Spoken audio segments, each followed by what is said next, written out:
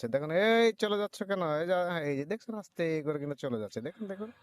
দেখুন দর্শক বন্ধুরা, এই যে মানুষ এত কষ্ট করে ধান করেছে, অথচ দেখুন এই যে হাঁস কি করতেছে। এই যে হাঁসের গৃহস্থের কিন্তু কোনো খবর নাই, এই ধানগুলাকে কিন্তু ওরা চুপি চুপি খেয়ে ফেলছে। তাহলে আপনারাই বলেন, মানুষ কষ্ট করে লাভ কি?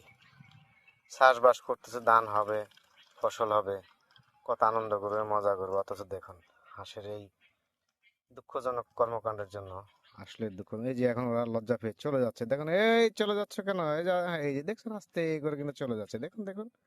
এই যে নেমে পড়েছে, হ্যাঁ, কত সুন্দর করে ওরা এখন কিন্তু এই যে ধান খেয়ে কিন্তু চলে গিয়েছে। হ্যাঁ, তো এখন এই যে দেখেন পানি খেয়ে নিচ্ছে, মানে খাওয়ার পরে একটু পানি টানি খাওয়া লাগে, সেজন্য আর কি পানি খেয়ে নিচ্ছে, ফ্রেশ হচ্ছে। তো এখন কাকে কি কি বলবেন?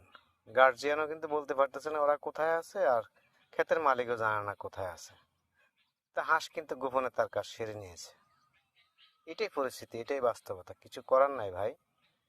দেশে থাকতে হলে এই আবার আসছো কেন, এই যাও যাও, আইসো না, ধান খেও না, যাও যাও, এই যে ওদের সাথে খেলা করো। ওকে, তো ঠিক আছে বন্ধুরা, আপনারা সতর্ক থাকেন। ধন্যবাদ, আসসালামু আলাইকুম।